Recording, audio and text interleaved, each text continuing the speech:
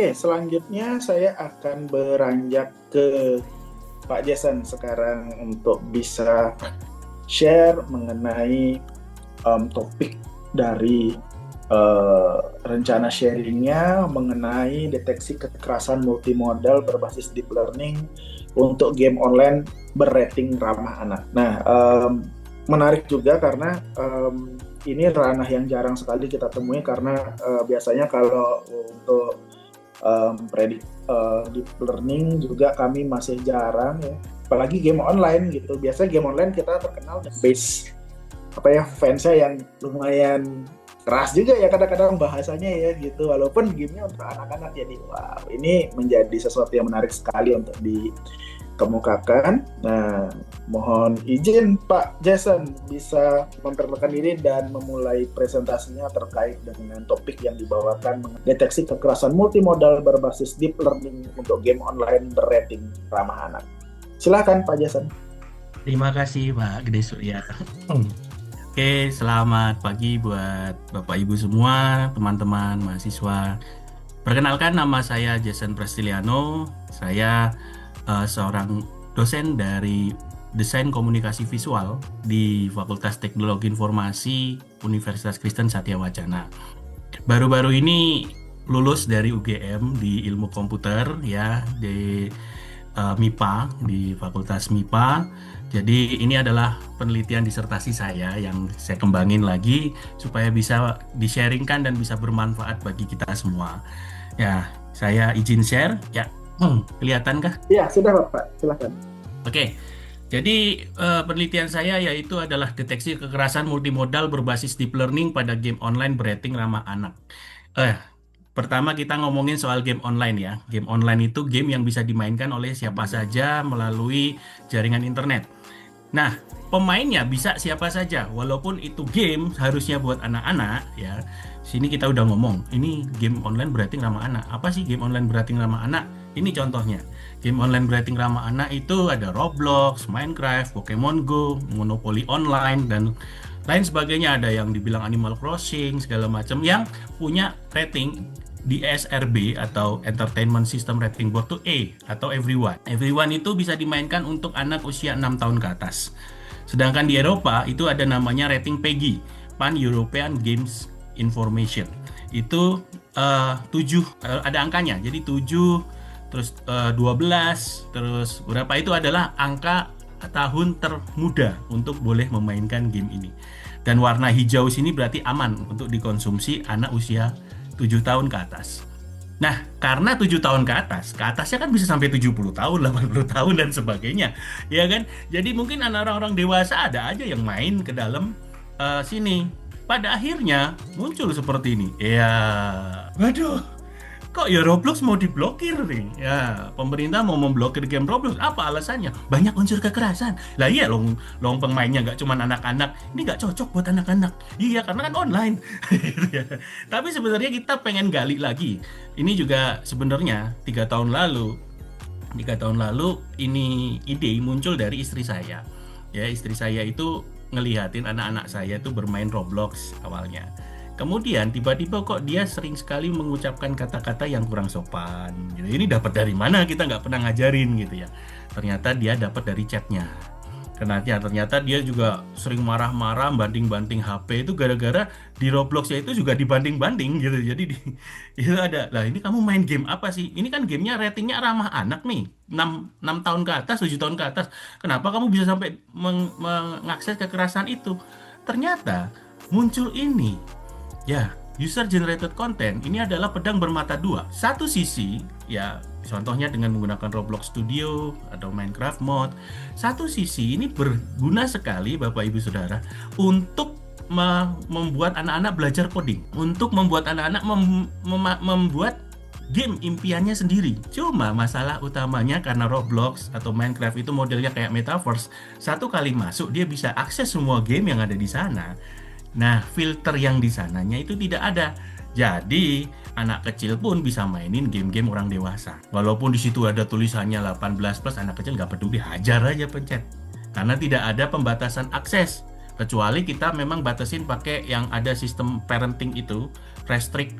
Ada beberapa game yang kita off kan, tapi ternyata itu kurang bisa juga. Kenapa? Karena banyak sekali orang-orang di luar sana yang dalam tanda kutip bukan jahat ya, tapi memang mereka suka banget dengan kekerasan. Mereka bikin game baru, tapi karakternya dibikin lucu-lucu, misalnya binatang-binatang kecil lucu-lucu, tapi banyak darah-darah.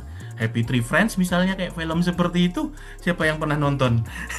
Mungkin zaman kita dulu pernah nonton yang kayak gitu, tapi begitu nonton, lah kok serem. Nah, kan banyak sekali. Jadi si pembuat Roblox-nya sendiri bukan abai, tetapi ya itu memang saya kasih user generated content, ya saya tidak bisa mengendalikan siapa membuat apa. Begitu ceritanya. Pada akhirnya, bagian ini yang paling sering disalahgunakan oleh pengguna. Ya, ini beberapa faktor kenapa kok kekerasan sampai nongol di Roblox atau Minecraft ya. Yang pertama ya usia pemain tadi bervariasi dari 7 tahun sampai mungkin menjelang 100 tahun juga, kalau masih bisa main game ya akan terus bermain. Terus ada fitur user generated content. Jenis kekerasan apa yang saya teliti? Ada dua yang paling sering muncul. Yang pertama adalah kekerasan visual. Mungkin lihat di sebelah kanan ada gambar darah-darah gitu ya. Darahnya ini bukan dikerjakan oleh pembuat Roblox atau pembuat Minecraft, enggak. Tapi ini adalah user generated content, partikel-partikel yang dipasang sama si pembuat gamenya, yang dipasang sama user generated content makernya ya. Kemudian chat. Nah, karena di chat itu biasanya orang-orang tidak perlu ngomong, tapi dia bisa ngetik, menyampaikan pesan. Karena kalau misalnya ada anak kecil main di sebelahnya orang tuanya, saya yakin akan di-mute dan dia nggak akan teriak-teriak, takut ketahuan dan lahirnya dilarang, betul kan? Nah, tapi di chatnya dia bisa jahat sekali. Dia bisa ngomong seenaknya. Kita nggak mungkin liatin terus toh. Ketika kita liatin, dia chatnya sopan-sopan, santai, sopan banget. Wah, kamu baik sekali, baik. Tapi begitu kita melengos, wah, B-nya ganti jadi B macam-macam gitu ya. Waduh, karena apa? Inilah masalah utamanya. Pengawasan orang tua tidak bisa mengawasi setiap detik ketika anak bermain Roblox, Minecraft, Pokemon Go atau lain sebagainya.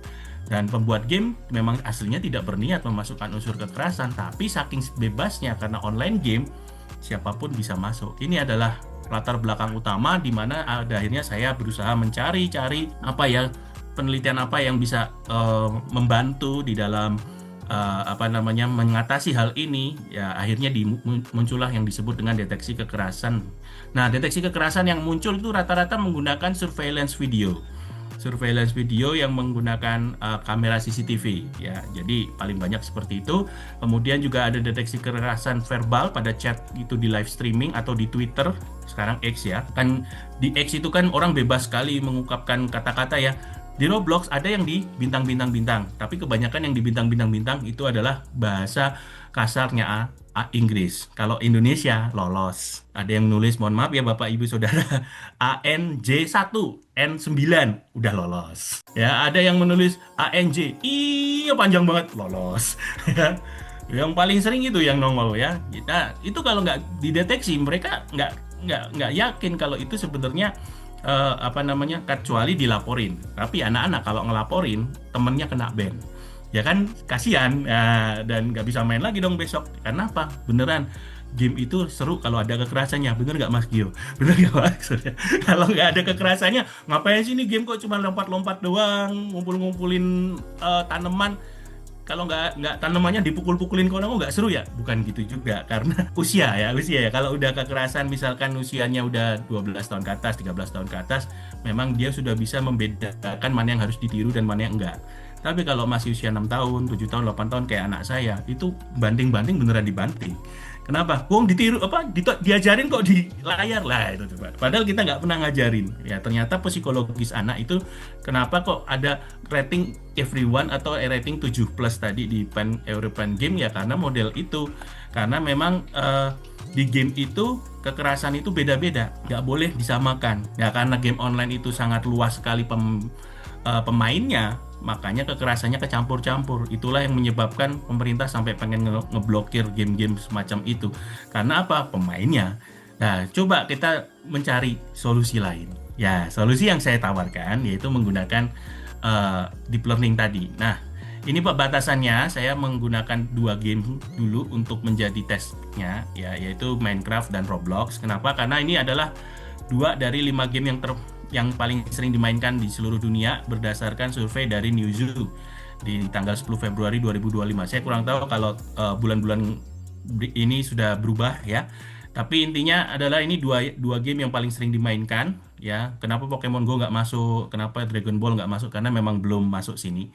Yang Fortnite, Counter-Strike, Marvel Rivals, kenapa tidak saya masukkan? Karena memang itu bukan buat anak-anak, itu buat orang dewasa, buat anak usia remaja. Jadi tidak saya masukkan, hanya Minecraft dan Roblox. Nah, dataset video yang digunakan itu direkam ketika permainan berlangsung. Ya, saya memaksa mahasiswa-mahasiswa saya di program studi game untuk main Roblox, ya, dan direkam. Kemudian mereka harus motong-motongin kalau menemukan kekerasan, ya, kekerasan dalam bentuk chat atau kekerasan dalam bentuk visual itu harus dipotong-potong. Potongin ya sekian detik sekian. Ya saya bikin standar misalnya 4 detikan gitu ya. 4 detikan supaya kelihatan kekerasannya. Karena bentuknya kayak adalah animasi seperti itu, dan yang chat dipotong setiap ada kata-kata yang bernada kekerasan. Nah, tujuan dan manfaat penelitian yang saya lakukan adalah berkontribusi dalam pembuatan model deteksi kekerasan berbasis deep learning secara multimodal dari dua sisi, dari dua modalitas, yaitu visual dan verbal. Kenapa nggak pakai audio? Tadi saya bilang, anak-anak pasti nge-mute atau mematikan suara ketika dia di sebelahnya orang tuanya. Walaupun kalau orang tuanya lagi pergi, dia pasti nyalain suaranya, teriak-teriak langsung di sana, lebih gampang, lebih nyaman. Tapi kita lihat apa yang terjadi pada kenyataannya. Kemudian, membantu pengawasan orang tua dan pengembang game terhadap konten-konten yang berbahaya, dan meminimalisir tindak kekerasan atau cyberbullying pada satu ekosistem game online. Ini beberapa kontribusi penelitian saya. Saya sudah masukkan dataset, dua jenis dataset, yaitu Online Game Visual Violence Dataset di Kaggle, juga di Indonesian Chat Dataset. Puji Tuhan, kita juga bisa mendapatkan bronze medal di Indonesian Chat Datasetnya, karena banyak yang menggunakan ternyata. Ini chatnya yang banyak yang suka ya. Kenapa? Karena bahasa Indonesianya jelas banget, ada bahasa Skibidi, ada bahasa Sigma. Wah, itu mereka suka banget loh. Kok ada yang di dataset sebelumnya belum ada nih istilah-istilah seperti ini. Nah ya, seperti itu. Kemudian saya juga membuat dua jenis model untuk visual dan verbal, dan juga untuk multimodal. Mari kita cek satu persatu. Ini beberapa teori penting yang saya pergunakan. 3D CNN, BLSTM, ya mungkin tadi kalau Mas Gio LSTM, saya yang bolak-balik ya, BLSTM-nya gitu ya. Kemudian ada attention mechanism, ada BERT ya, dan juga untuk game online-nya. Nah, ini gambaran umum alur penelitian saya. Ya, jadi inputnya dapat data capture dari video game online. Saya ekstrak, kalau ada chatnya saya ekstrak dengan menggunakan OCR untuk dapat chatnya. Sedangkan kalau untuk visual, saya buat dalam bentuk image sequence atau rangkaian dari gambar, ya menggunakan 3D CNN nanti untuk ekstraksi fiturnya. Kemudian masing-masing dijadikan dataset, baru kita lakukan pelatihan, validasi, dan pengujian modelnya. Dengan output utama yaitu apakah terjadi kekerasan secara visual, kekerasan secara verbal, atau dua-duanya, kekerasan visual dan verbal. Kenapa? Karena contoh seperti ini. Ada orang yang diem aja di gambarnya, ya karakternya diem aja, tapi chattingannya jahat-jahat. Ada. Tapi ada juga orang yang lagi mukul-mukul sampai berdarah-darah, tapi nggak chatting apa-apa. Ada. Tapi ada juga yang sambil ngomong ANJI, sambil gebuk. Nah, itu dua-duanya kena. Tapi ada juga yang netral, tidak terjadi kekerasan apa ya. Jadi kalau lagi netral-netral gitu sih sebenarnya aman-aman aja ya. Ini saya kasih contoh yang kejadian ya. Yang kejadian pada kenyataannya di dalam sebuah game ya. Mungkin bisa terlihat ya. Game online rating ramah anak ini yang normalnya ya, walaupun dibilang nggak menyenangkan atau bagaimana, tapi ini normalnya orang-orang dewasa atau orang tua akan lebih aman kalau anak-anaknya mainnya gamenya seperti ini, cari-cari benda, menyelam-menyelam ya, misalkan cari-cari hal-hal yang di bawah laut, atau mungkin melihat jenis-jenis ikan dan berinteraksi dengan penyelam lain, atau lomba mencari uang-uang gitu ya, nggak masalah, ini masih oke lah. Atau sekarang yang lagi ramai itu garden gitu ya, yang ngumpulin tanaman-tanaman, itu sangat menarik ya. Tapi sekarang malah lebih banyak yang kayak Counter Strike gitu ya. Padahal ini sampai darahnya lebih banyak daripada Counter Strike itu sendiri gitu ya. Padahal ini kotak-kotak karakternya, tapi kepalanya bisa copot, terus ada yang bacok-bacok seperti ini. Ini nggak sedikit loh ditemukan di Roblox tuh, malah dominan. Hampir 65% game di Roblox tuh rata-rata seperti ini gitu ya. Banyak darahnya, bahkan ada yang pernah menemukan yang kurang sopan ya, ada klub yang gerakannya kurang baik gitu ya. Itu yang belum sempat saya teliti ya, karena itu baru-baru ini ketemu di Bloomberg gitu ya. Nah, yang seperti itu bahaya kalau kita biarkan, makanya penelitian ini sangat-sangat dibutuhkan. Nah, ini adalah arsitektur multimodal yang saya siapkan ya, di mana arsitektur ini terbagi dua, yaitu untuk visual bagian atas dan untuk chat atau untuk verbal di bagian bawah. Kemudian nanti di terakhir di LED Fusion. Kalau di visualnya ada kekerasan dan di ini ya kita pakai cara yang paling mudah, yaitu rule based, tapi dengan sedikit tambahan softmax weight probability supaya nanti kalau ada beberapa kata-kata yang hampir mirip antara rasis dan pelecehan itu bisa ketahuan yang mana yang benar, kayak kira-kira seperti itu. Nah, ini arsitekturnya akan saya jelaskan satu persatu. Yang pertama adalah kita ketika melakukan capturing video, satu video itu di capture 2 kali. Ya, maksud saya di capture itu ditangkap jadi 2 hal. Misalkan dapat ada chatnya itu diambil, ya dijadikan untuk dataset untuk yang chat. Ya, kemudian kalau yang gambarnya kita ekstraksi menjadi beberapa frame.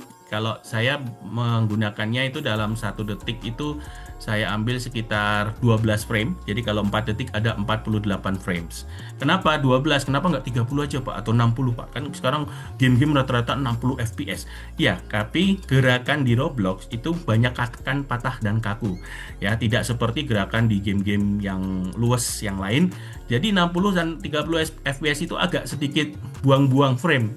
Banyak yang sama ya, redundant. Jadi kita ambil 12 frame per second itu di mana sebuah animasi bisa terjadi dalam waktu 12 frame per second.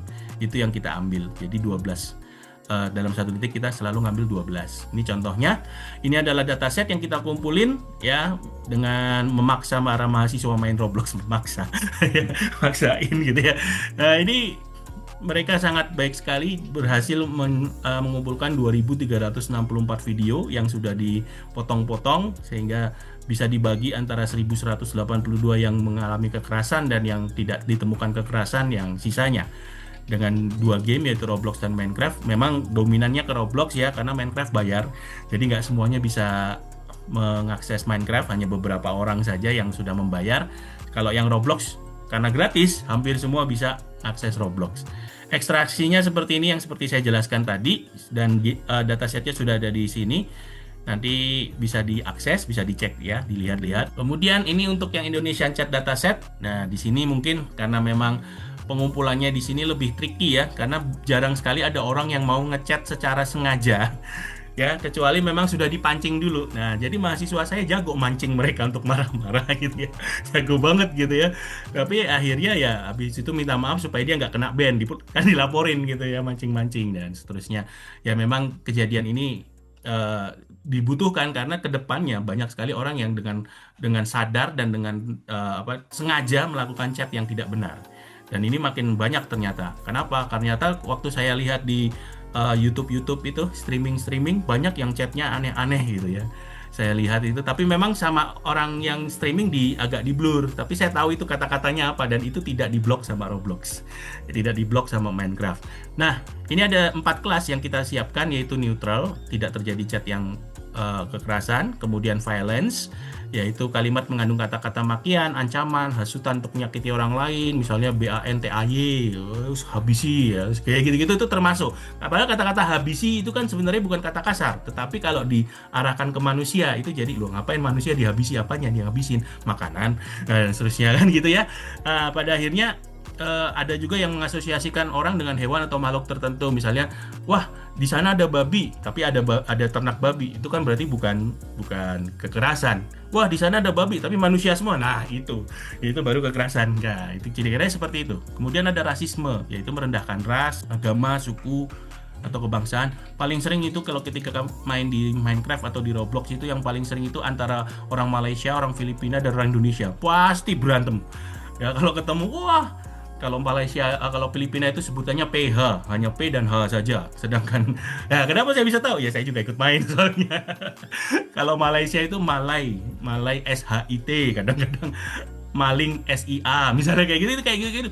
Waduh, serem banget ya mereka. Oh, Indonesia INDOG, ya kayak gitulah. Ya itu hal-hal seperti itu dianggapnya apa sama Roblox bukan hal yang perlu diblok, karena memang mereka nyaman dengan ini, tapi mungkin anak kecil yang baru masuk nggak nyaman dengan ini apa sih, akhirnya dia belajar. Nah kalau dia mengalami hal itu sudah waktunya untuk dideteksi. Mungkin jumlah chatnya tidak apa namanya tidak eh, rata ya, karena memang sulit banget menemukan yang sama ya. Ini mungkin nanti bisa dicek lagi. Jadi jumlah datanya 10.702 dengan apa namanya persebaran tidak sama persis ya. Jadi ada yang paling banyak netral sama kekerasan. Sedangkan yang rasisme sama pelecehan itu nanti yang banyak ngomongin tentang body shaming segala macam ya, merendahkan martabat, itu ada di sana juga. Nah, untuk mode sisi visual, arsitekturnya seperti ini, yaitu setelah video mendapatkan pre-processing, ini video yang sudah diekstrak tadi,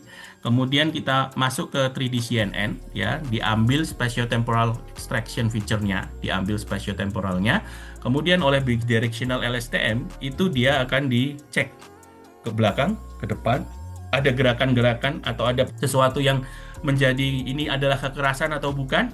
Kemudian diambil melalui attention mechanics, adalah bagian mana yang paling sering terjadi gerakan. Karena di game ada bagian yang diem terus, yaitu UI. Ya kan? UI ya jarang sekali terjadi pergerakan, kemudian ada bagian yang sangat sering terjadi pergerakan. Nah, biasanya attention layer-nya akan fokus ke arah situ. Ya, supaya nanti lebih akurat untuk prediksinya. Ya, prediksinya hanya violence dan non-violence. Ini contohnya, ini adalah pemrosesannya, atau pre-processingnya. Pertama dilakukan image resizing, kemudian enhancement kontrasnya diperkuat. Kenapa harus di resize? Kemarin jadi pertanyaan juga di ujian saya. Kenapa sih di resize ya? Biar kernelnya bisa ngambil ya, karena kernelnya rata-rata bentuknya 1:1. Ya, ada yang 3x3, ada 5x5 itu. Jadi kalau dia bentuknya kayak gini, nanti ada yang data yang hilang. Jadi harus di resize dulu. Kalau di resize apakah kekerasannya hilang? Enggak, karena dia mampet tapi tetap aja gerakan kelihatan. Walaupun bentuknya ke stretch ya, tapi gerakan itu tidak bisa hilang ya. Yang bisa hilang mungkin kalau tulisan atau apa. Makanya untuk yang tulisan kita pakai cara lain nanti untuk ngekstraksinya, nggak pakai cara ini. Kemudian ini di grayscale, kemudian edge-nya diambil, ini saliency map ya, untuk melihat untuk membantu di attention mechanics-nya, saliency map. Mana yang paling sering gerak, itu yang nanti akan diambil di tag gitu, seperti itu. Kalau misalnya di edge gini kan masih banyak sekali tuh noise-nya ya, masih banyak noise-nya kanan kiri ya. Nah, karena itu kita tambahkan saliency map sehingga yang paling sering gerak itu yang mana yang akan diambil. Nah, kalau untuk yang sisi verbal ini berbeda caranya ya, yaitu menggunakan BERT bidirectional encoder transformer ya. Dia menggunakan transformer ya. BERT itu kelebihannya adalah dia bisa membaca secara semantik ya. Jadi dia bisa mengerti bagaimana kata-kata itu dibagi dengan menggunakan dia melakukan tokenizing ya, tokenizing pada kata-kata tersebut. Kemudian misalkan ada kata-kata yang habisi dia. Nah, habisi dia ini akan menjadi satu artian sendiri dengan habisi makanan itu. Nah, itu menggunakan BERT itu bisa berbeda gitu konteksnya. Jadi dia bisa ngambil konteks kalimat. Setelah itu klasifikasinya dilakukan dengan bidirectional LSTM lagi, yaitu menggunakan dicek kata-katanya ke depan sama dicek kata-katanya ke belakang ya. Dari itu ada perubahan arti atau tidak. Ya, kira-kira seperti itu. Kemudian diprediksi ada violence, rasis, harassment atau neutral. Ya, seperti ini sisi verbal.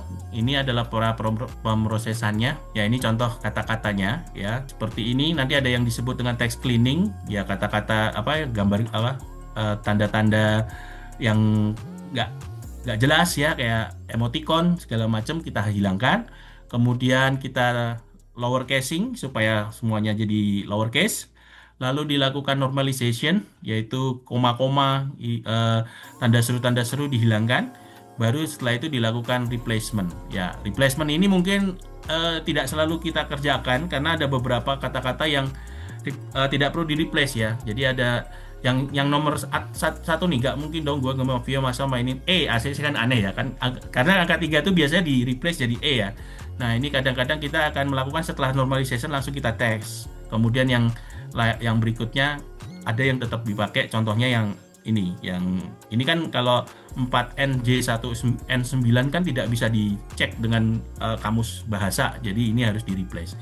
Model-model seperti itu memang ini pemrosesan ketika mengerjakan datasetnya. Nah, kalau untuk yang aslinya nanti di modelnya pra-processing ini akan dikerjakan secara lengkap sebenarnya. Ya. Kemudian ini untuk multimodalnya ya, setelah semuanya terdeteksi, kita menggunakan rule base atau softmax weight probability. Rule base itu apabila terjadi violence di bagian visual dan terjadi antara violence, rasis dan harassment yang warna merah ini, maka dia akan muncul visual verbal violence. Kalau di sini hijau, di sini merah, dia akan muncul yang verbal violence saja. Di sini merah, di sini hijau, yang muncul visual violence saja, dan kalau hijau semua yang muncul ya non violence. Kira-kira itu sih sederhananya. Modelnya seperti ini saja. Apabila begini. Nah, cuman kita tambahkan dengan seperti ini, tambahin sedikit softmax probability karena ada kata-kata yang agak sedikit ambigu ya. Misalnya, wah, Edan gole Ronaldo. Yang Edan Ronaldo ini apa gole? Nah, golnya Ronaldo itu edannya di sini, bahasa edannya di sini apakah mengejek Ronaldo atau wah kayak ya, itu kan ambigu sekali ya. Mungkin ada juga orang yang ngomong, mohon maaf, anjay keren banget bro. Ya, anjaynya ini ngejek apa enggak, itu kadang ambigu, makanya itu membutuhkan softmax probability. Bisa jadi violence, bisa jadi non violence, karena kita lihat kalimat selanjutnya, wanjay aku disalah-salahkan terus. Nah itu berarti dia lagi mengumpat. Tapi wanjay bagus banget sih gambarmu, nah itu lagi memuji ya. Cuman gara-gara ya kata pujian sekarang itu aneh-aneh. Kata pujian bahasanya kasar-kasar ya, menurut orang-orang itu ya seperti itu. Cuman kalau buat anak kecil kan bingung, oh jadi saya boleh tuh pakai kata anjay ya, gitu kan nanti kurang pas juga. Makanya kita ada softmax probability. Walaupun ini memang penelitiannya masih harus terus dikembangin lagi ya, karena masih banyak sekali yang harus dikerjakan. Nah, ini adalah proof of concept system. Pada akhirnya kita menggunakan WhatsApp untuk ngasih tahu kepada orang tua apakah anak Anda mengalami kekerasan ya. Nah, ini memang masih belum berlaku sebagai sebuah sistem yang sangat lengkap, tapi masih sporadis, masih satuan-satuan gitu ya.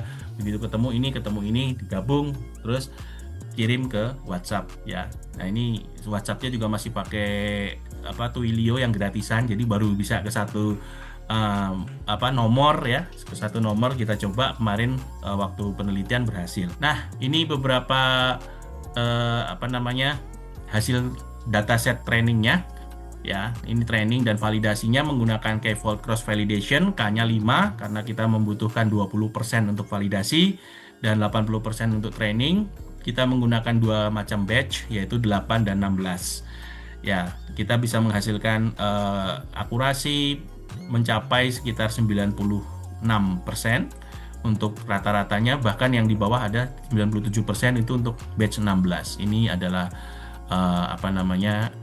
akurasinya dengan confusion matrixnya. Jadi dia kebanyakan ada sih yang ini yang visual, ini yang sisi visual. Jadi ini menggunakan dataset kami, yaitu dataset yang Roblox dan Minecraft tadi, dataset online game. Nah, ini perbandingan akurasi loss dan training dan validation untuk mengecek apakah terjadi overfitting apa tidak. Ya, yang di bagian visual mungkin di bawah 5% untuk gapnya. Jadi bisa dianggap secara average itu tidak terjadi overfitting karena sangat kecil perbedaannya. Bisa dilihat juga dari ininya kan kecil sekali ya jaraknya ya.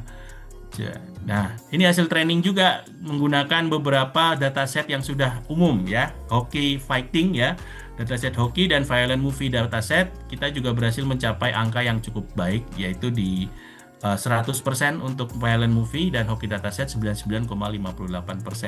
Kita juga melakukan ya, ini implementasinya ya. Ini implementasinya kita perlihatkan. Sebentar, saya jalankan ini ini demo sedikit. Ya, ini saya browse video yang tadi yang barusan kita tonton, saya open. Nanti, nah kelihatan ya ada no sama yes di sebelah kiri atas, kelihatan ada no ya. Ini visual filesnya ada no. Nah, ketika lagi permainan-permainan yang aman untuk anak-anak tidak terdeteksi adanya kekerasan, ya, belum terdeteksi adanya kekerasan. Tapi ketika muncul ya yang seperti ini, dia akan berubah jadi yes karena dia berhasil mendeteksi adanya kekerasan di dalam hal ini. Ada yang no, ada yang yes, mungkin berbagai hal. Terus kita nanti bisa lihat frame-frame apa saja yang terjadi kekerasan. Untuk sementara karena keterbatasan kemampuan komputer, saya maksimalkan jadi 10 frame pertama yang mengalami keterbatasan. Ketika kita mau kirimkan lewat WhatsApp, ternyata yang ngirim gambar di Twilio harus berbayar, ya udahlah tulisannya aja kan. Ada akhirnya seperti itu, tapi kita sudah berhasil mendeteksi sampai ke frame-frame. Jadi bisa sebenarnya frame-framenya itu dikirimkan ke para orang tua ke depannya kalau penelitian ini dikembangkan lebih lanjut lagi. Ini sebentar saya mau tunjukkan, tapi ini harus selesai dulu ya. Nah, ini frame-framenya bisa dilihat. Yang tadi mengalami kekerasan ya, kita batasin sampai 10 saja, 10 kekerasan pertama. Ini tembakan tuh sampai pecah gitu ya, ada kebelah gitu ya, orangnya kebelah. Nah, ini ada yang waktu bacok-bacok ini juga kena. Nah, karena cuma dibatasin 10 ya, yang tadi yang bawah-bawah tidak kena gitu. Nah, itu sedikit demo dari yang hasil visual. Kemudian untuk yang hasil visual ini telah kami bandingkan dengan beberapa model-model lain. Model-model lain caranya kita trainingkan dengan Hockey dataset, Violent Movies dataset, dan online game violence dataset yang kita buat. Jadi tiga jenis dataset itu kita trainingkan ke model-model ini. Kemudian kita lihat average-nya, akurasinya. Dan apa yang kita kerjakan sampai detik ini masih yang paling tinggi dengan average akurasi sekitar 99,03%. Kemudian ini untuk yang sisi verbal kita melakukan batch 8 dan 16 sama perlakuannya seperti yang di visual tadi. Cuman memang di sini akurasinya tidak sebagus yang visual.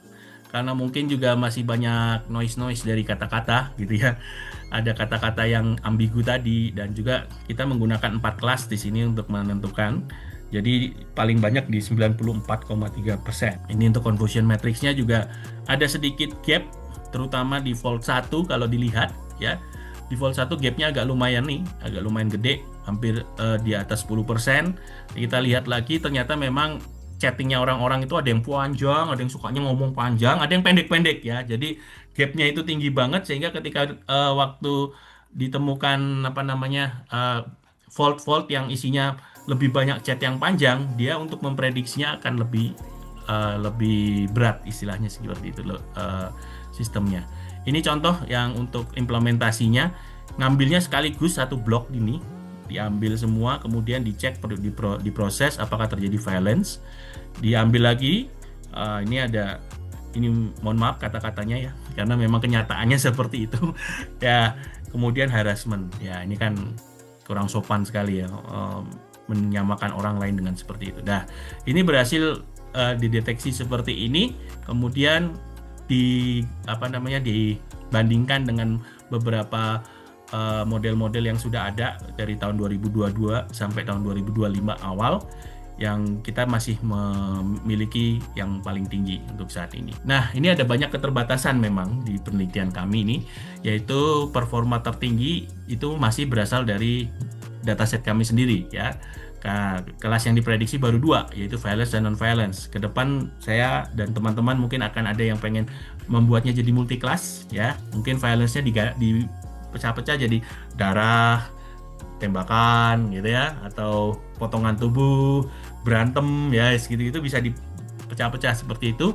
Dan kecenderungan salah prediksi meningkat pada saat video di kondisi gelap. Ini yang membuat dia tidak bisa sampai di atas 99 lebih ya. Ini kalau gelap gini gerakan hampir tidak terdeteksi, apalagi ketika di grayscale, habis dia, hilang. Jadi kalau kondisinya kontrasnya bagus, dia akan lebih baik. Kemudian model divalidasinya kalau yang untuk chat masih menggunakan dataset Indonesia. Ini saya lagi ngembangin penelitian untuk yang Indonesian chat ini untuk bisa multi kelas.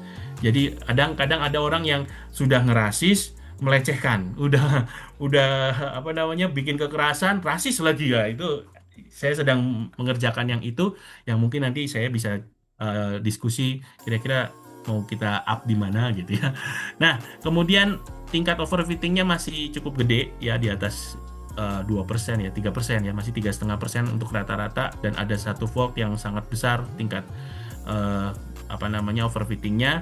Ini masih harus kita cek lagi apakah karena jumlah datanya yang tidak seimbang tadi, noise-nya jadi banyak. Tadi kan ada jumlah datanya tidak seimbang, atau mungkin itu nanti kita masih kembangin lagi. Dan pendekatan multimodal masih kekerasan visual dan verbal saja, masih perlu yang lain gitu ya. Dan penggunaan LED Fusion masih memiliki kelemahan ketika menangkap interaksi dan korelasi antar modality atau modalitas sejak awal. Tapi memang untuk saat ini, karena antara gambar sama kata-kata itu memang harus diekstrak dengan cara yang berbeda, LED Fusion ini masih yang paling tepat. Nah, game yang dideteksi baru Roblox dan Minecraft karena yang paling ramai dimainkan. Perlu diuji cobakan untuk game online lain yang ratingnya ramah anak. Ini kesimpulannya, jadi kita berhasil mencapai 99,03% untuk yang visual, untuk yang chat 94,3%, dan pendekatan multimodalnya sudah berhasil mendeteksi karena memang modelnya kan LED Fusion saja. Nah, ini sarannya mungkin bisa diarahkan ke multiclass, nambahin modalitas lain kayak audio, mungkin ekspresi karakter gamenya. Dan di sisi verbal bisa menggunakan bahasa lain, mungkin bahasa Jawa ya, atau bahasa Bali ya. Mungkin saja ada chatting-chatting yang tidak terdeteksi di bahasa Indonesia, dan juga ada frasa-frasa baru yang digunakan generasi muda ya. Gen Alpha sudah punya banyak sekali bahasa ya, kayak tadi saya bilang skibidi, Ohio, segala macem. Ntar Gen Beta punya bahasa baru lagi ya, itu kita harus bisa memprediksi hal itu ya. Kemudian pendekatan multimodal yang dari awal juga mungkin bisa dicobakan. Itu sedikit menjelaskan, kita sudah publikasi internasional di INAS, di IGS Q2, dan satunya lagi di Conference IEEE ICTIA tahun 2025 untuk yang visual dan untuk yang verbal ya. Dan untuk yang multimodalnya lagi dalam proses review di IJSG, International Journal of Serious Game. Semoga dalam waktu dekat akan di-accept gitu ya. Oke, itu saja yang bisa saya sampaikan. Terima kasih semua atas perhatiannya dan kesempatannya. Mari silakan kalau ada yang mau bertanya. Saya kembalikan kepada Pak Surya. Silakan. Oke, terima kasih Pak Jason. Saya juga pemain game kelas berat juga, Pak. Jadi hal ini menarik sekali untuk bisa saya kritisi juga, karena memang saya baru ngeh juga ya ada rating gitu. Padahal Super Mario kenanya E juga, padahal dia makan jamur. Jadi berbahaya juga ya, jadi agak karet juga ya Pak ya. Jadi rating satu sisi karet juga. Kemudian di Indonesia sendiri kalau kita berfokus masih perlu ya dikaji ulang game ini oleh Kominfo dan juga KPAI lebih dalam. Seharusnya ada filter khusus daripada hanya sekedar suka blok semuanya akan terblok juga gitu. Jadi game nggak akan berkembang sejauh itu. Nah, mohon sebentar Pak. Saya share lagi untuk absensi Bapak Ibu, teman-teman, rekan-rekan untuk webinar hari ini. Iya. Nah, mungkin Pak Jason, saya mungkin ingin sampaikan dulu apresiasi dari Ibu Novita di kolom chat. Terima kasih sharingnya Pak Jason. Penelitian sangat berguna dan menginspirasi, mudah dipahami, semoga menjadi inspirasi. Ya, tantangan buat data sets ya, dari scratch dan juga kekayaan bahasa menjadi tantangan sendiri karena tiap hari ada aja bahasa baru ya Pak ya. Jadi kita yang sudah generasi kolonial ini harus tahu skibidi juga Pak. Saya masih bengong, apa lagi anak kecil ini bilang. Ini tetangga saya di depan itu tuntung sahur semua Pak, lari-lari Pak. Kita belum nyampe ke situ Pak. Besok udah ini bakal tuntung sahur lagi nih gitu ke depan. Beda lagi Pak, besok trendingnya luar biasa. Oke, selanjutnya mungkin saya informasikan ada raise hand dari Pak Aditra Ya, mohon bisa untuk berdiskusi Pak Aditra. Silahkan Pak Aditra. Oke, selamat pagi Pak Surya. Mohon maaf tidak bisa menghidupkan kamera karena sedang di luar, takutnya bermasalah koneksinya. Selamat pagi Pak Jason, salam kenal Bapak. Selamat pagi Pak Aditra. Saya Adit. Berarti Pak Jason rekannya Pak Agus Wirawan di UGM ya? Ya, kenal Pak. Oh, satu lab. Iya Pak. Iya Pak. Siap. Sangat menarik sekali Pak Jason. Cuma mungkin saya izin menanyakan beberapa yang mungkin tadi dari penyampaiannya belum disampaikan. Ya. Pertama, ini kan datasetnya itu dikumpulkan data primer ya Pak, karena dikumpulkan secara mandiri. Nah, terkait anotasinya itu prosesnya seperti apa Pak Jason? Apakah melibatkan orang bahasa atau seperti apa? Nah, mohon bisa dijelaskan ya Pak, karena menarik sekali datasetnya. Saya yakin itu nanti bukan bronze lagi, mungkin nanti jadi gold mungkin Pak dapatnya karena unik ya Pak, apalagi spesifik untuk gamers dari Indonesia gitu ya, bahasanya bahasa Indonesia. Nah, kemudian pertanyaan kedua Pak Jason, izin kan juga menggunakan teks nih dalam bentuk chat. Nah, saya pernah baca-baca karakter chat di games itu agak berbeda dengan karakter chat pada messaging lah. Karena mereka itu kan rata-rata mengejar speednya ya, karena mereka lagi main sambil chat juga gitu ya, sambil texting juga. Nah, tapi tadi saya simak dari penjelasannya Pak Jason, memang sudah ada penanganan di pre-processing dengan melakukan replacement. Cuma tadi saya belum jelas itu bagaimana Pak Jason melakukan replacementnya, karena saya yakin kan mereka mungkin akan kebanyakan pakai singkatan, termasuk juga penggunaan karakter-karakter, apalagi orang Indonesia ya, bahasa alaynya mungkin gitu ya. Dan itu saya kira kalau di chat di kondisi main game mungkin akan banyak digunakan karena mereka mengejar tadi kecepatan dalam textingnya karena mereka lagi main gitu ya. Di samping itu ditambah melakukan texting itu yang kedua Pak Jason. Nah, kemudian pertanyaan saya yang ketiga itu saya nggak tahu ya kalau dalam bidangnya Pak Jason di deteksi kekerasan ini mungkin nggak melakukan early detection-nya Pak Jason, karena kan kalau saya lihat dari kasusnya Pak Jason ini melaporkan bahwa sudah terjadi kekerasannya kan gitu nggih Pak.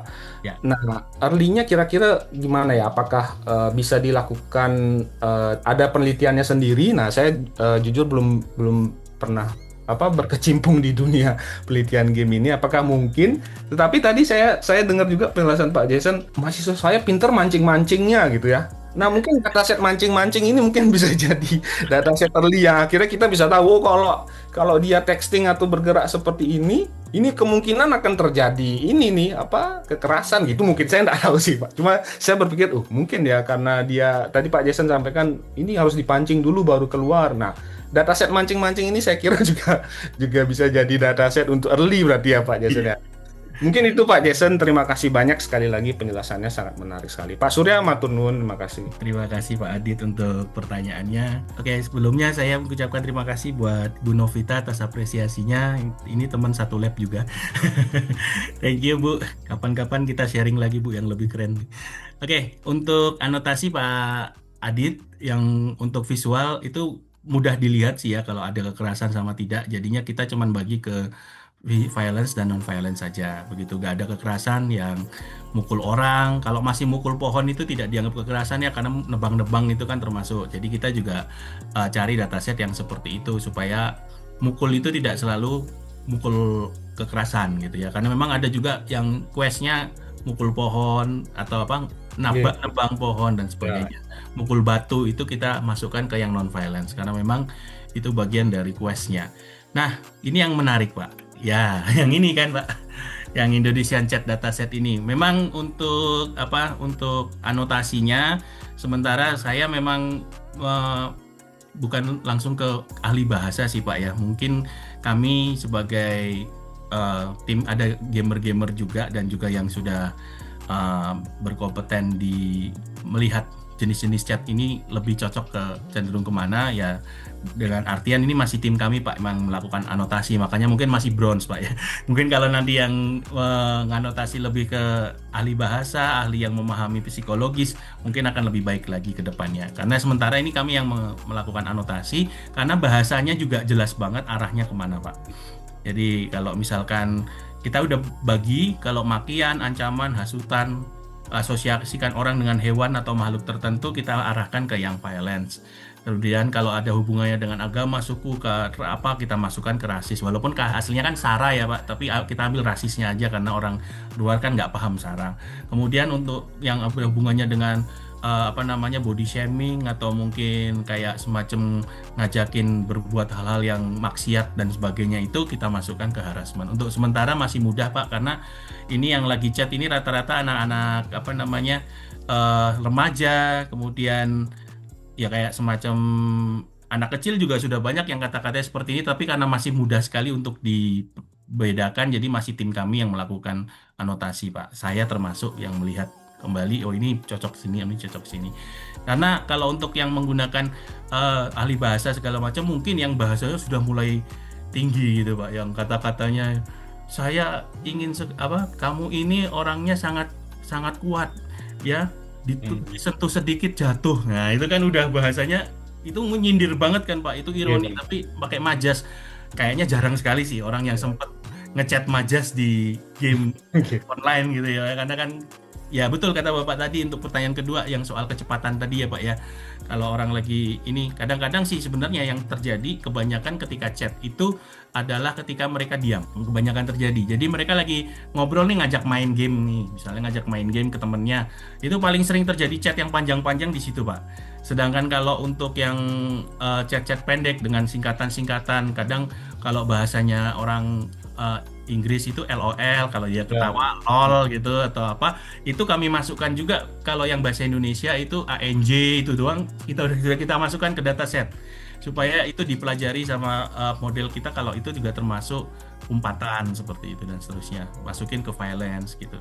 Ya misalnya biasanya mereka nggak sempet lah ngetik panjang-panjang pakai spasi, jadi nyampur semua tanpa spasi, itu sering sekali terjadi seperti itu. Dan itu juga kita masukkan, Pak. Jadi dari sekian ribu ini banyak isi datasetnya yang lumayan pendek-pendek gitu ya. Ya, nah itulah saya bilang tadi gap antara satu data dengan data yang lain bisa panjang bisa lebar sekali gapnya. Ya ini memang masih kita harus kembangin lagi. Kemudian yang ketiga menarik sekali untuk yang early detection ya. Early detection karena gini, biasanya orang tua itu baru akan bertindak kalau ada bukti, Pak. Karena ini kami kan tidak bisa untuk sementara ini kan penelitian kami fokusnya adalah untuk jadi pemberitahuan untuk orang tua ya. Jadi pemberitahuan untuk orang tua kalau anaknya main game ini mengalami violence kah, mengalami rasis atau mengalami harassment gitu. Atau mengalami gambar-gambar yang kurang sopan, kira-kira seperti itu. Nah, memang harus terjadi dulu, Pak, untuk penelitian saya ini yang sekarang. Tapi kalau nanti mau model early terus prediction ini orang ini mesti bakalan ngomong kotor nih. Nah itu mungkin jadi penelitian baru lagi, Pak. Itu jadi pengembangan ke depannya karena early ini sangat baik kalau dipasang di game masternya atau di gamenya. Karena dengan seperti itu dia bisa nge-ban orang yang lagi mancing-mancing ini. Orang yang jangan sampai kepancing orang ini, kita ban dulu orang yang tukang pancing ini, provokatornya ini kita ban kan gitu ya, Pak ya. Nah, cuman memang itu penelitian yang lebih dalam lagi, Pak, karena belum tentu dia bertujuan mancing dan seterusnya. Belum tentu tiap orang punya akibat yang sama, dampak yang sama kepada tiap orang. Ada orang diejek-ejekin malah santai aja. Ada orang yang nggak diejek aja udah marah-marah. Kan ada yang kayak gitu. Jadi memang itu perlu sangat diteliti dengan cara yang berbeda. Kira-kira jawaban saya seperti itu, Pak. Mungkin menjawab atau masih ada yang mau didiskusikan? Mari, Pak, silakan. Terima kasih banyak Pak Jason, saya kira sudah sangat jelas ya. Jadi kalau anotasinya berarti dilakukan manual ya Pak, maksudnya oleh tim yang Pak. Ya, betul. Pak Jason yang di tim Pak Jason. Kemudian kalau tadi berarti ya memang karena datasetnya beda juga sepertinya Pak Gi, kalau kita berbicara early detection, jadi mungkin saya nggak tahu, mungkin fragmennya jadinya yang dipotong itu sebelum kejadian mungkin yang akhir. Terus sekarang kan Pak Jason sudah punya frame saat kejadian, berarti mungkin dimundurkan satu frame sebelum itu gitu, sehingga kita anggap itu sebagai mungkin saya nggak tahu soal di early detection itu. terima kasih banyak Pak Jason atas penjelasannya. Semoga lancar penelitian selanjutnya Pak Jason. Terima kasih Pak Adi. Pak Surya, Pak Surya, terima kasih Pak Surya. Baik, terima kasih Pak Aditra atas interaksinya ya mengenai ini, dan saya masih encourage Bapak Ibu, teman-teman, adik-adik mahasiswa yang berencana untuk diskusi dengan Pak Jason, karena di sini kalau di Undixa itu lagi trending topiknya mengenai analisis sentimen Pak. Jadi ini adalah tahap lanjutnya ini. Jadi banyak sekali Pak Jason juga menggunakan metode-metode yang terbaru ya teman-teman. Mungkin adik-adik mahasiswa yang ingin mengambil sedikit banyak dari apa yang sudah dilakukan oleh Pak Jason, saya sangat persilahkan untuk bisa sharing juga dengan Pak Jason, teman-teman ya. Sambil menunggu mungkin saya ingin bertanya Pak Jason. Jadi kalau saya sih untuk technical saya sangat baru sekali belajar dan mungkin jauh sekali ya untuk ini. Mungkin saya ingin bertanya sedikit tentang dampak Pak Jason. Ya. Dampak justru ini saya juga pernah ya kejadian ya, saya sih nggak kena ragbait juga, tapi memang menyebalkan juga ketika itu terjadi ketika kita game online. Cuma saya saat itu tidak ada kepikiran sekali untuk screen record, tidak ada kepikiran untuk mengcapture. Nah, kadang-kadang kondisi tersebut juga kita nggak tahu dampaknya kemana gitu. Kalau mungkin saya yang dewasa ya sudahlah gitu kan Pak ya, tapi mungkin untuk anak-anak ini kita nggak tahu perkembangannya seperti apa. Nah, mungkin gitu ketika ini bisa dibuktikan bahwa ini violence, ini racist, ini ke arah harassment gitu, apakah mungkin bisa menjadi input nggak ya untuk pengembang? Ya, mungkin kita berandai-andai Pak Jason, pengembang harusnya seperti apa, dan juga misalkan ketika terjadi dispute, misalkan melaporkan akun gitu kan. Di Indonesia kan sering sekali kejadiannya melaporkan akun gitu, kita nggak tahu siapa orangnya gitu. Mungkin emailnya juga masih random sekali gitu. Bagaimana ya Pak ya kira-kira? Apakah Bapak memiliki visi terkait dengan bantuan hukum, atau misalkan input lah ke developernya seperti apa kira-kira Pak visi? Ya, terima kasih Pak Surya. Ini memang menarik sekali ya. Apalagi kan kemarin saya sempat ngajak diskusi dari Kemencraft itu staff ahli di bidang gamenya. Ini kalau kita main blok-blok aja kan kita nggak akan pernah berkembang ini. Padahal Roblox Studio dipakai di beberapa sekolah dan bahkan di beberapa universitas untuk belajar coding. Terutama untuk anak-anak yang early coding education. Nah, kalau ini di blok yang percuma lah, mereka nggak ada kesempatan belajar gitu. Nah, tapi kalau misalkan terjadi kekerasan terus gimana? Ya kita nggak bisa mengendalikan kan pengembang game pengen gamenya dimainkan sebanyak mungkin orang supaya mereka dapat keuntungan. Nggak mungkin mereka tak batasi ya, orang yang jahat-jahat tak kumpulin sebelah sini, nggak bakalan rame gamenya. Ya pasti akan muncul banyak sekali orang-orang yang seperti itu, yang dalam tanda kutip nggak tahu diri, kemudian nggak tahu itu orangnya anak kecilan atau apa, dia main hajar aja, ngomong yang kotor segala macem. Nah, memang sistem ini visi saya adalah arah pertama untuk sebagai acuan buat orang tua. Orang tua itu bisa mengerti, bisa batasin, game ini nih. Kan kalau di Roblox tuh ada tuh yang kayak semacam pembatasan pada game-game tertentu. Tapi tahu dari mana gamenya kalau belum ada buktinya. Kalau game itu ternyata ada kekerasan yang muncul secara langsung. Tapi kalau chat, itu tidak bisa kalau chat ya sak Robloxnya. Cuman di lobby aja ngobrol, bisa berantem gitu ya. Walaupun di karakternya tidak tidak berantem sama sekali gitu ya. Tapi bisa berantem mulut lah istilahnya, berantem chat ya. Nah, itu mungkin bisa jadi bukti ketika kita mau ngelaporin ke game masternya atau ke developer. Mungkin saja sistem kami yang kita kembangin ini ke depannya, kalau belum bisa masuk ke Robloxnya, setidaknya nanti sistemnya dibikin secara terpadu, berjalan di background ya, dengan cara capture dengan cara paling ringan sehingga tidak terjadi lag pada gamenya. Jadi anak itu tidak tahu kalau lagi di capture sebenarnya. Kemudian kita lakukan suatu sistem di mana misalnya anggaplah kita punya kerjasama dengan brand HP tertentu ya, brand A gitu ya. Nah, di brand A ini secara otomatis dia akan nginstalin sistem anti kekerasan ini. yang kemudian yang ngaktifin orang tuanya. Istilahnya orang tuanya oke dengan ini, anaknya boleh main, nanti orang tuanya terus mendapatkan pesan-pesan kalau itu yang paling mungkin terjadi, karena kalau kita harus ke Roblox-nya, kita harus ke Amerika, harus ketemu sama pembuat Roblox segala macam, dan dia juga mikir, nah nanti duitku berkurang dong. Orang-orang yang biasanya sebar uang ini juga yang suka ngomong kotor juga lah, gimana ya, serba salah kan. Jadi kita melakukan preventifnya di sisi kita saja untuk saat ini seperti itu. Walaupun visi aslinya sih kita pengen punya ekosistem game yang lebih aman, lebih kondusif buat anak-anak. Jadi memang di Roblox itu sendiri kalau bisa sudah dipisah-pisahkan mana game yang 18+. Jadi ada, kalau sekarang kan gamenya ketika sudah jadi ya dikirim ke Roblox itu nggak sampai berapa hari sudah langsung up ya, tidak ada pemeriksaan secara thoroughly atau menyeluruh. Dan juga model yang tadi Bapak Surya katakan, kita mau ngelaporin orang, buktinya apa? Nah, kalau pakai sistem ini kan screenshotnya secara otomatis nongol.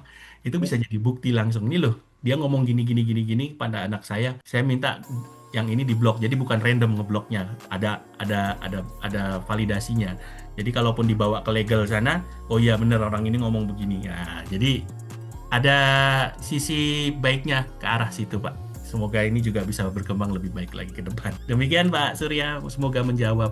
Iya betul Pak. Jadi memang mudah-mudahan ini bisa disponsori sama pemerintah supaya nggak hanya gimana ya, ada tikusnya di lumbung, lumbungnya dibakar juga. Iya, betul. Roblox ini positif sekali, satu betul Pak untuk pengembangan belajar nalar anak-anak untuk itu sudah anak kecil. Programming di Roblox itu udah ya kayak input proses outputnya udah oke banget, saya yakin gitu. Saya sendiri yang masih seperti ini udah mengerti soal ini, tidak pernah terjun juga untuk sampai ke programming ya. Masih hanya penikmat saja, tapi anak-anak di luar sana sudah kreator luar biasa sih sebenarnya, potensi ya Pak ya. Saya juga nggak habis pikir Pak ya, dengan kondisi sekarang literasi anak-anak masih rendah tapi ngomong kasar dan cepat sekali ya Pak ya, gitu. Heran gitu. Jadi ya memang kita memiliki tantangan yang berat sekali ya, supaya satu sisi game itu tidak hanya dianggap kondisi negatif, tempat menyebar violent, racist dan juga harassment, tidak hanya untuk menghabiskan banyak waktu sia-sia gitu ya, tapi di sini juga ada fungsi edukasi yang luar biasa. Oke teman-teman, Bapak Ibu, adik-adik mahasiswa, apakah ada pertanyaan untuk Pak Jason? Ini sangat luar biasa sekali diskusi kita hari ini, itu ya teman-teman. Oke, tadi apa ya saya note ya, parental control. Jadi betul ya. Jadi di sini orang tua harus berperan banyak sekali ya untuk anak-anak. Jangan sampai, kalau kita Pak mungkin udah aware ya, apalagi kita sudah berkenalan dengan teknologi gitu, punya privilege, tumbuh berkembang di program studi.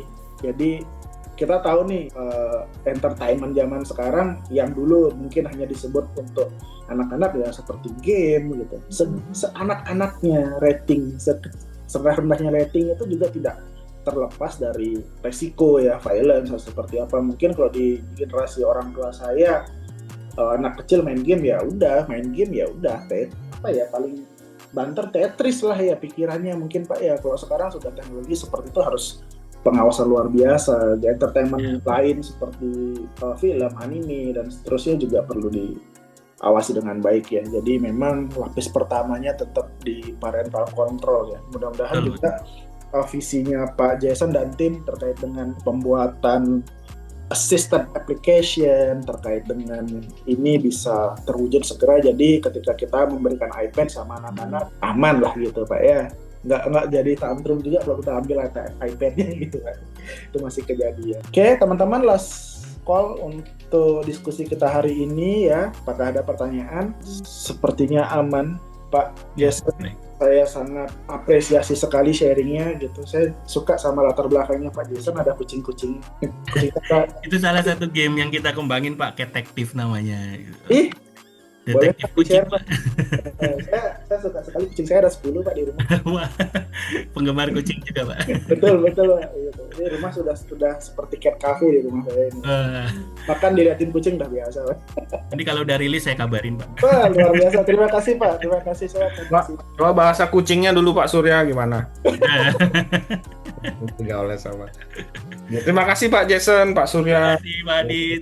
Pak Adit, terima kasih sudah bergabung pada diskusi kita kali ini. Ya, jadi saya sangat apresiasi sekali apa yang sudah diberikan hari ini oleh Pak Jason dan Gio. Hari ini sudah kita punya benang merah bahwa kedua narasumber hari ini bermain di BLSTM lah ya. Keduanya sudah ada di situ dan memiliki studi kasus yang memang berbeda. Satu di ekonomi, satu di keamanan untuk game yang bisa dinikmati oleh anak-anak. Semuanya sangat berguna sekali.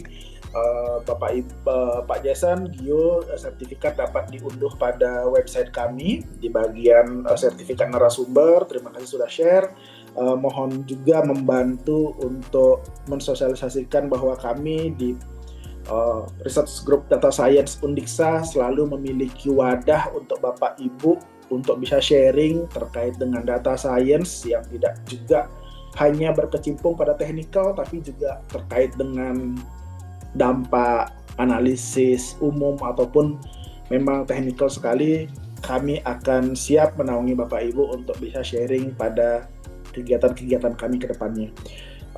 Sebelumnya saya minta maaf apabila ada pemilihan kata, pemilihan diksi ataupun gestur ya saya salah. Mudah-mudahan tidak direkam sama Pak Jason masuk silence ya kan. Ya, jadi mudah-mudahan aman ya apa yang saya katakan kali ini. Apabila ada menyinggung saya mohon maaf atas kekurangan saya dalam menyampaikan, kekurangan kami dalam menyediakan wahana untuk Bapak Ibu bisa share. Jangan lupa nanti akan saya informasikan kembali untuk hasil sertifikatnya di grup yang sudah tertera pada link of attendance-nya. Kemudian juga jangan lupa untuk menyaksikan video yang terkait dengan kegiatan hari ini pada YouTube kelompok riset data science. Nanti juga bisa diakses melalui website kelompok riset kami. Akhir kata saya ucapkan terima kasih yang sebesar-besarnya untuk Pak Jason dan juga Gio, juga untuk teman-teman yang sudah bergabung hari ini. Terima kasih, selamat siang. Saya izinkan untuk meninggalkan ruangan Zoom. Terima kasih banyak atas partisipasi dan sharing yang luar biasa hari ini. Terima kasih Bapak-Bapak, Ibu-Ibu, teman-teman, rekan-rekan sejawat. Selamat siang, saya persilakan untuk meninggalkan ruangan Zoom. Selamat siang Bapak Ibu. Terima kasih semuanya. Terima kasih. Sampai bertemu kembali. Sampai bertemu kembali Pak. Ditunggu gamenya Pak. Siap, Pak. Terima kasih. Baik Bapak Ibu, saya izin untuk tutup ruang Zoom-nya. Selamat siang Bapak Ibu, rekan-rekan.